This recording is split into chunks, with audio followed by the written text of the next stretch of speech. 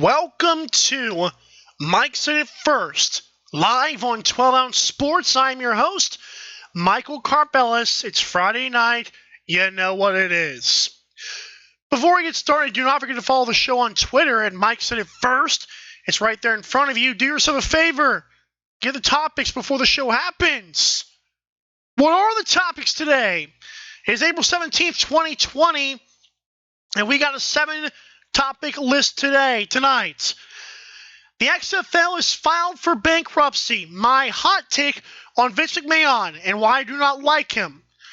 The NBA horse challenge failure. A warning to Bengals fans before they presumably draft Joe Burrow. Comparing rookies to legends. Don't do it. The Last Dance is coming up on Sunday. What to expect, and what Michael Jordan said you should expect too. Jamal Adams, should the Jets trade him? And Jaylen Green is going to the G League instead of college basketball. What does it mean? How significant is it? Let's get started, but first, a word from Drink Aid here on Mike Said It First. We'll be right back.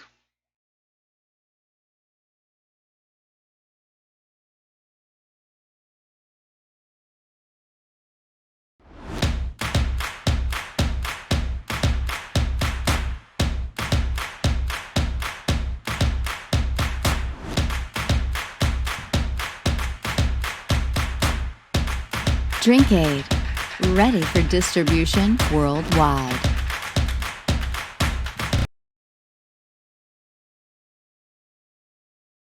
Okay, we're ready to get going. The XFL is filed for Title 11 bankruptcy. Apparently, owner Vince McMahon, who had pledged $500 million of his own funds, did not do so. Apparently, 25% of the funds came from the WWE, which McMahon owns. Also, he's put the league up for sale. Now, the last show on last Friday, I said that I believed it was a publicity stunt because at the time it seemed that it was. All that was posted on Twitter was a GIF. A GIF. Like, what are we going to do with a GIF? Okay, like this dude like kisses goodbye to the fans and like there's no official statement. Well, then we see the news that the XFL literally filed for bankruptcy. I'm like, well, what's going on here? I didn't think that was possible with this thing. I know the virus put a sledge and a little wooden doorstop in front of things, but what in the world? Then I read the story. The man who said he was going to give the league $500 million. So nothing would happen to it. And he lied. I have so many emotions about this because I literally interviewed a player from the league named Jordan Thompson of the Seattle Dragons. I believe that the XFL was incredible and it should have stayed up. But the incompetence of this idiot who owns a fake sports league, for some reason, we all put confidence in him. And the confidence turned out to be our downfall. So many people loved the XFL. The ratings were still doing pretty well. It was better than a football league has been in so long. They had gotten it right this time. Because of a virus, McMahon says, now let's just throw it away. Like, it's one thing to cancel the season when these guys are trying to redeem their careers. It's another thing to just cancel the whole thing altogether. But why would you lie in the first place? I get it. Nobody saw a virus coming, and that's understandable. But why would you lie to the public? He lied. He flat out L-I-E-D lied. And it's unfair to fans who want to watch entertainment. Okay? So what if we canceled the first season? That was annoying. It was very annoying. Now we just lost P.J. Walker to the Carolina Panthers. But you're going to tell me that all of that was for nothing? Now, I do believe that somebody should buy this thing. And I think it's awesome that if it possibly is up for sale, that would be great. But it infuriates me as a person who is one of many who invested time and effort into promoting this thing, to making it a thing, and it was a thing, because the virus happened, McMahon says, nah, I'm good. Like, really? Is he okay mentally? Again, we were told by the man himself that $500 million of his own money would go into this league so nothing would happen to it. Then Vince, what happened? Why did he lose interest? There's no reason for him to lie like that. They hyped this thing up so much, got awesome TV deals, and now I don't even know if I'm going to be able to see it again. I thought it was incredible. I'm a Vipers fan, and we were not very good. But I enjoyed that league. I even broadcasted the game for the Hot Mic app. It was so fun. And as a silver sports fan who loses crap like this, it's frustrating. Because it's your time that you're putting into this thing and your resources, and then somebody lies about it. Like, that's not fair. It's unrealistic to, like, and it goes to put sports into perspective, because, now we don't have any sports. I get bored all day. And you wonder, like, do I have any values in life besides sports? It's sad, but I'm extremely disappointed and fed up with Vince McMahon. I was one as a little boy, when I would visit my biological father in Virginia, I would watch wrestling, and I enjoyed it. It was a good product. And I realized how dumb it is. There's still super fans of wrestling. It's literally scripted. This was a spring football league that I told people would take off, and it did. And guess what happened? Just like the AAF. It's over because people up top didn't care. In the Alliance of American Football, it wasn't as successful, but because it didn't have the brand name that the XFL had, nor that it had TV contracts, the AAF was literally a pretty good league. It was competitive. And people up top just got stupid. The AAF was not losing viewers like you think it was. Like, there's stats to back up what I'm saying. The AAF just had idiots who were running it. And the XFL apparently had the same problem. It's pathetic.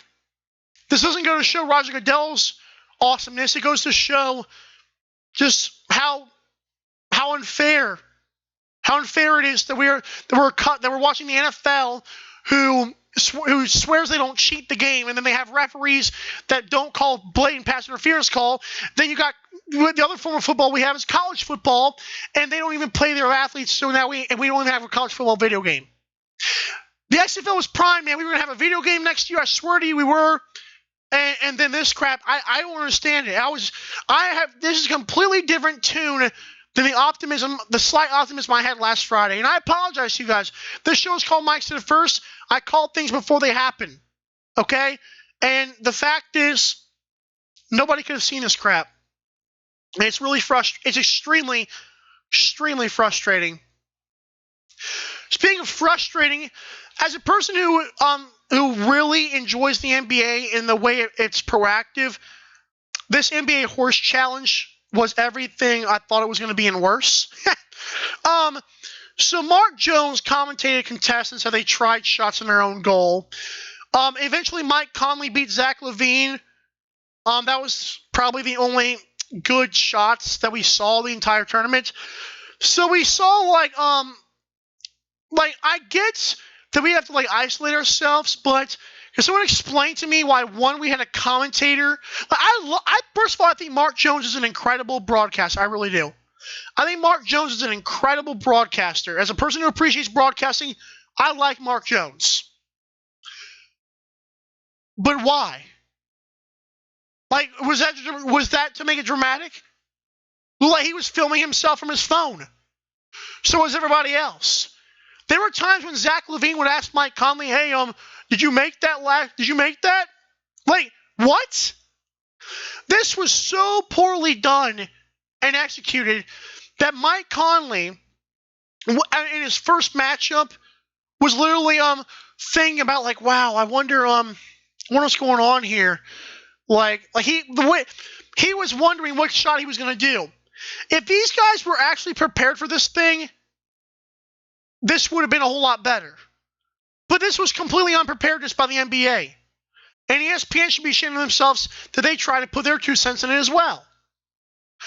I mean, some of the shots were okay, but in a game of horse, I'm expecting like, wow, that's an awesome trick shot. And Mike Conley, yeah, he had a few. Zach LaVine had some nice ones, but I mean, it was boring. It was boring.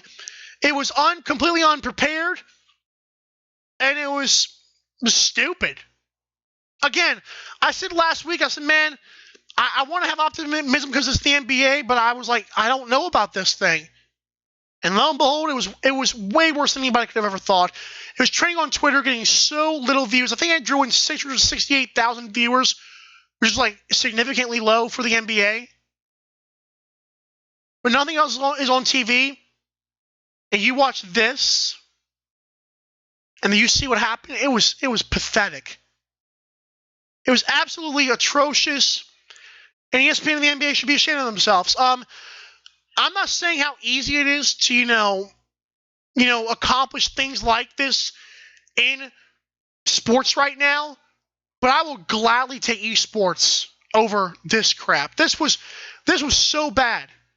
Like, what part of me wants to laugh, but part of me is like, we're sitting there waiting around for the NBA and all kinds of sports, and this is what we get. Like, even the competition of it was just non-existent. Like, I get that maybe it was kind of cool to see the players try their own little shots, but the fact that they didn't even know what shots they were going to take, the fact that they were filming it with like a flip phone, it looked like, the fact that they got Mark Jones to broadcast to make it that much more dramatic when it clearly wasn't. And the fact that literally the players just did not care. They didn't. Nobody cared. The person who cared the most was Paul Pierce, and he sucked. He was trash. And I could have told you that from the beginning. But it was a really shame to watch. And man, I cannot wait for sports. But when we come back after a word from 1200 Sports Weight Loss, we're going to talk about a warning to Bengals fans. I'm going to change my tune a little bit. I'm not going to be as angry. Why Joe Burrow is not what you think. And please don't compare rookies to legends. We'll be right back. This is Mike the First on 12-ounce Sports.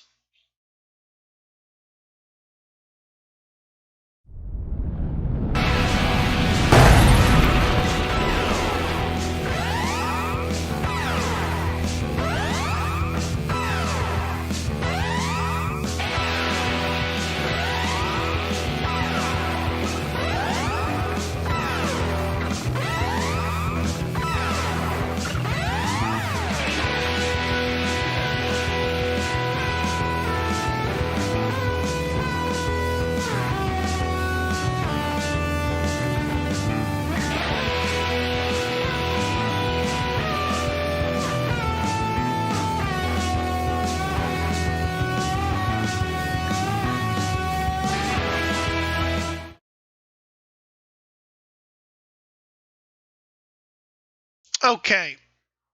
The former star quarterback at LSU, Joe Burrow, is expected to be drafted number one overall by the Bengals in an NFL draft next Thursday. If you have not heard my show before, you might want to. There's a problem here. So, all I'm hearing is how Joe Burrow's the next great thing. How Joe Burrow's going to lead the Bengals, who aren't as bad as we think they are, to the playoffs. How Joe Burrow this and Joe Burrow that, how he had the best season in college football history. And I want to give a warning to fans, especially Bengals fans. Again, my show is priding itself on calling things before they happen. Taking no nonsense. Just telling it like I see it. Don't care about what the media says. Just doing what I want to do. Just telling you how I see it. Joe Burrow is going to be good. But Joe Burrow is not going to be great. I believe Joe Burrow will be better than Dak Prescott. I believe he'll be about a Phillip Rivers type of guy. a really solid NFL career with a chance of some greatness. But to act like this guy could be the next thing the greatest thing that ever happened, like, the hype machine is terrible with this guy. Again, Joe Burrow is the guy who had Clyde Edwards-Helaire, Jamar Chase, Thaddeus Moss, Justin Jefferson, and a pretty okay defense last season. In the championship game, Joe Burrow did not show up until his running back, Clyde Edwards-Helaire, finally started gaining yardage. It is not my opinion. That is what happened. You cannot tell me the LSU Tigers were winning that game when they were down by 10 points in that game, and Joe Burrow was doing nothing. As soon as Clyde Edwards-Helaire got going for LSU, Joe Burrow got comfortable. Now we're hearing that Joe Mixon might hold out. Your star wide receiver, A.J. Green, guess what he did? Last season, he was supposed to come back by week 8, and he didn't come back at all. Don't tell me A.J. Green, what's the point of playing? What's the point of playing? Because we as fans pay to see them play. That's why. You don't go to the NFL and get a check because you sit around and wait for the bad times to be over. That's not fair. This Bengals team is not as good as you think it will be. It's no disrespect to Joe Burrow. It's disrespect to the idiots who think he's going to be great. He's not. Joe Burrow is going to have a Phillip Rivers type career, like I just said. He is going to have chances to do some things 1 or 2 years. But if he does not capitalize on those chances, you can guarantee it, he'll just be a solid NFL quarterback. I've watched this tape. I've watched live games. I've done it all. Okay? Joe Burrow is not some game-changing, game-breaking quarterback. In fact, I'll put it this way. I'm not saying Lamar Jackson's a better passer because that would be stupid. Lamar Jackson is a better game-breaker than Joe Burrow. I've said that about Lamar Jackson before he had the MVP season, okay? Lamar Jackson, I've been a big fan of his since day one. Since Louisville, when he won his Heisman year. But make no mistake, Lamar Jackson can make more plays than Joe Burrow. That's not a knock on either of the two. But when this hype machine comes around, and then Ian Rappaport goes on Twitter and says that he talked to a GM of one of the 32 NFL teams, and the GM told him, this draft is not going to go the way you think it will. I'm not saying Joe Burrow could be, that he'll be passed up at number 1. But Bengals fans, don't be surprised of 2 things. Number 1, if Joe Burrow's not great. And number 2, if they draft Chase Young anyways. None of those things would surprise me. Again, no disrespect to Joe Burrow or the Bengals fans, but do not hype this man up. You will be severely disappointed. Joe Burrow was compared to Tom Brady and Joe Montana. Tua Tagovailoa has been compared to Aaron Rodgers and now Dan Marino. Both have not been drafted by an NFL team yet. You know, you might think I'm being hypocritical with this. Here's the thing. My show is predicated on calling things before they happen. I said after the draft that Trae Young in the NBA for the Atlanta Hawks is going to be better than Steph Curry. Why? At an NBA level, I had seen him play. I'd seen his passing and his shooting. His shooting was up there with Steph Curry's, but his passing and his passing willingness was way better than Steph Curry's. That's why I could say that. Why are we comparing Joe Burrow to Tom Brady because of one good college season? Like, How many guys have had good college seasons and not shown up? Jamarcus Russell, Vince Young, Robert Griffin III. I mean, I can go on and on and on. Tua Tagovailoa. I think he's better than Joe Burrow, personally. But this argument's not for that. This argument right here is ask you guys why. What does a left-handed quarterback remind you of Dan Marino? Because he can extend the play? I don't understand this mindset.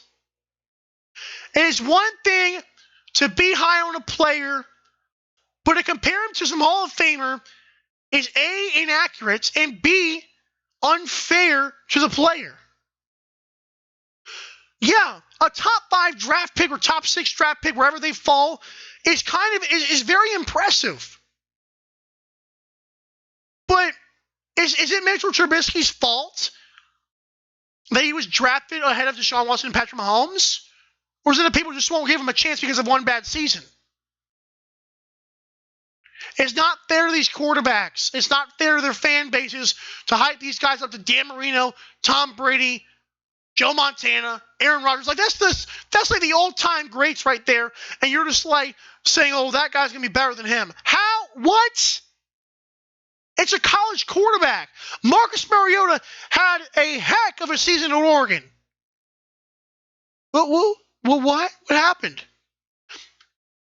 I don't get it. I don't get it. It's not right. And these fans that do so do not know what they're talking about.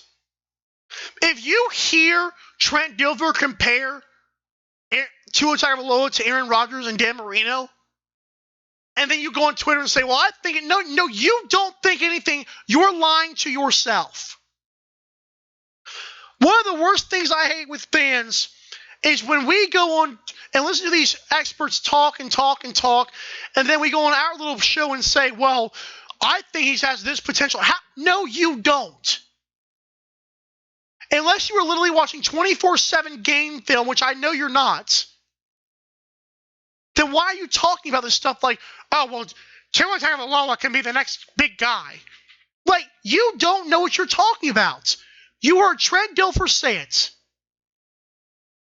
And then you're going to look as stupid as everybody else does. Again, rookies being compared to legends before they're even drafted because of a good season in college is just stupid. And my show is called Mike Said It First. If anybody would do it, I would do it. But why don't I? Because I'm not an idiot. I'm not an idiot, man. Okay, when we come back, The Last Dance premieres on Sunday. Well, what's gonna happen? What does Michael Jordan think's gonna happen?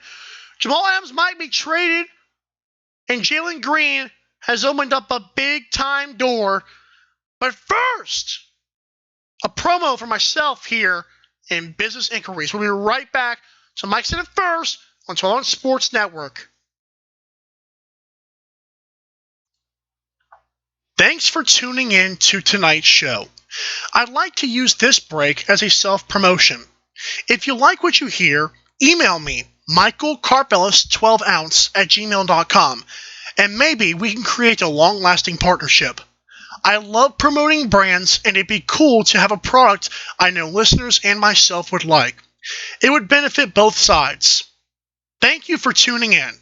Now, where were we again?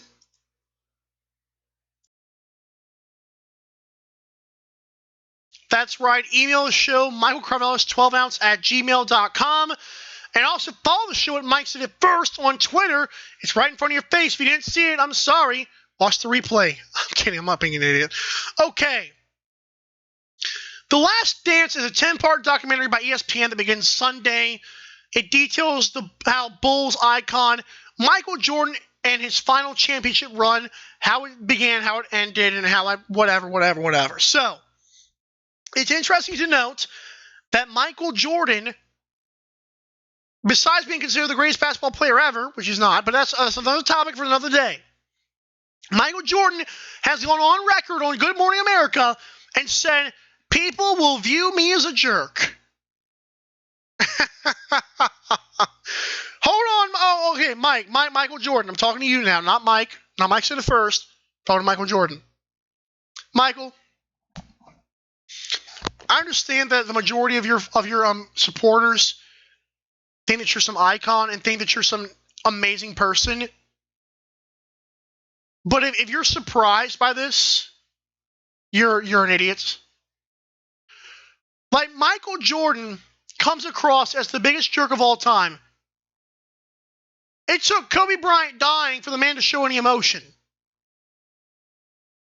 Michael Jordan, and I want to say this, that I'm not going to use this documentary of something that happened in 1996, I believe, the year I was born, for crying in the sink, to act like that's going to give me motivation to why LeBron James is a better player. I'm not going to do that. What I am going to do is tell you guys that just because the media tells you something that happened years ago, if you don't remember vividly watching it, why are you talking about it? All we hear about Michael Jordan is like three things. Number one, he's 6-0. Number two, he's the ultimate competitor but did everything right. Didn't have a flaw in his game, which is a lie. I do not understand why we allow people to paint the pictures for us. There are very few people that I come across on Twitter who were alive and old enough to recognize 1996 as greatness.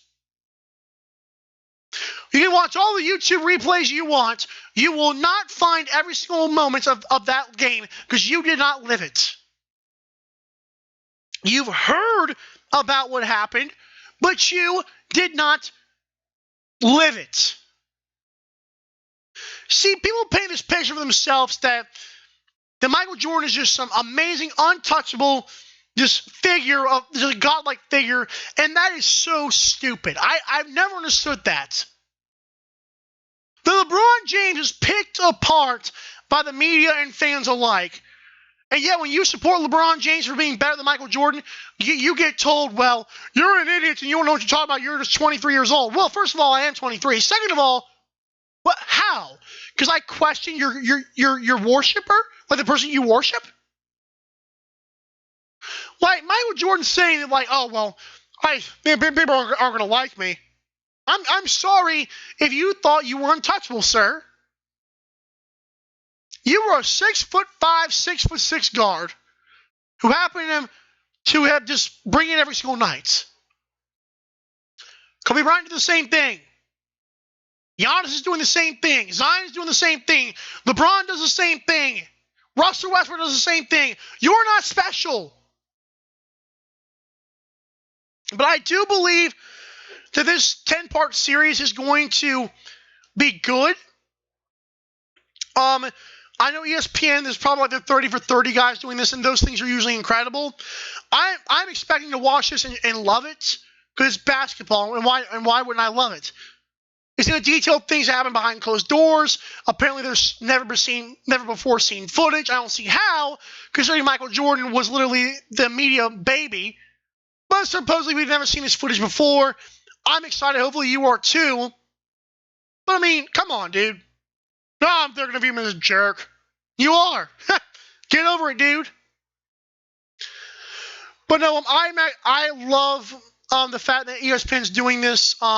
I know they recently had it pushed like later on, but now they're going to like push it even like closer because of the coronavirus. And that stinks that it had to happen like that. But Sunday, the eyes will be glued. You know they will. And I will be definitely recapping what I saw. The Jets are entertaining trades for safety Jamal Adams. This is for the second year in a row around the draft. Apparently, they couldn't offer him a contract if they don't plan on doing so.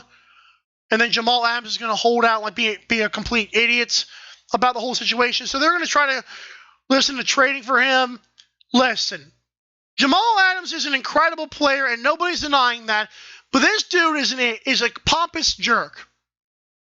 On Twitter, this man thinks he is the greatest thing since sliced bread. And I understand it takes confidence. I understand you want to see that from a guy. But this dude is borderline cocky. Actually, he's extremely cocky. He changed his hashtag and his username to Prez. This dude is a me first and not we first kind of guy. You ever heard media members talk about how, well, he's not a good team player? And sometimes I don't like that talk. This dude is the epitome of what they mean. This guy is going to ask for so much money, and teams are going to give it to him. Teams are going to give it to him. He will not win a ring begging for the kitchen sink. That's not how the NFL works anymore. He may win Defensive Player of the Year multiple times, but are you here for yourself or are you here for championships? Because I don't know which one it is, sir. If I'm the Jets, I don't get rid of him, though. Now, why is it? That makes no sense. Like, you just bagged the guy, but now I'm talking him up. Here's what I mean by that. Adam Gase is not a good head coach at all. At all. When he had a hold of Ryan Tannehill, Kenyon Drake, and Minkah Fitzpatrick, those guys were okay and sometimes not very good. But when they went to their respective teams like the Titans, the Cardinals, and the Steelers respectively, those three guys went off. They went absolutely off. Le'Veon Bell, when he's with the Steelers, is one of the best backs in the NFL. Sam Darnold is a number one overall pick. Le'Veon Bell had his worst season last year. Sam Darnold looks like an average quarterback and actually has doubters nowadays. Although his counterpart Josh Rosen is not even seems to be in the league anymore, Sam Darnold is literally just a guy right now. It's kind of sad. But if I'm a Colts fan, I'm a Colts fan, I dump him. If I'm a Patriots fan, I dump him. If I'm a Jets fan, I don't know what else to do with my team. Like, are we really, like, I get this dude's a me first and not a we first kind of guy. And I don't say that about a lot of guys, but this dude comes across as a cocky idiot. But if you're the Jets, someone's got to do something. Adam Gase is not a good head coach, and until the head coach changes, I would keep Jamal Adams. He's a great enough player to keep. You will not win any championships with him acting like that, especially financially. He's about money and winning Defensive Player of the Year. A ring would be nice, but I think he'll be satisfied if he doesn't get one. I really do. And I know that sounds taboo to say, but not every all-pro whatever is going to be a championship player. That's just how it is. Phillip Rivers is a really good quarterback. He's not great. He's not a Hall of Famer, but people are going to call him a Hall of Famer. He didn't win rings for a reason.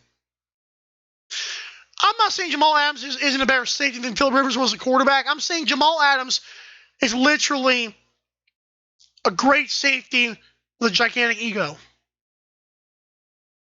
Also, I kind of have to get used to the fact that Phillip Rivers is my quarterback for next season. At least it's not Tom Brady. Phillip Rivers is not going to be very good for us, but we'll see what happens with the Colts. I don't know. We're getting new uniforms, all kind of stuff. When we come back from this word from Lexington Law, I'm going to talk about Jaylen Green, how signing with the G League is huge. Don't go anywhere. This is Mike's in the First. Nothing makes us happier at Lexington Law than when our clients cancel our services. Listen to this client call and see what we mean. Lexington Law Firm, this is Erin. I would like to cancel my account. I'm sorry to hear that. No, don't be. Actually, you guys have done tremendous work for me, and I was working with you for several years now, and my goal was to get a mortgage written by the end of this year, and I just got that mortgage commitment.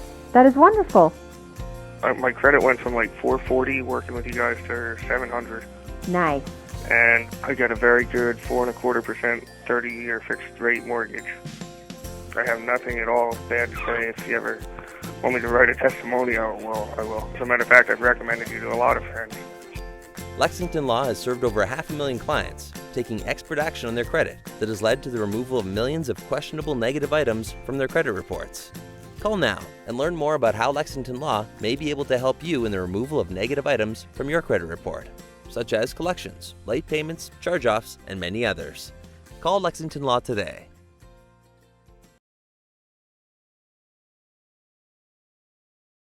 I hope you have enjoyed tonight's show. This has been Mike Said It First on 1200sportsnetwork.com, wherever you may be listening and watching. Thank you so much. Even if you're on the replay, I see you. I see you right now.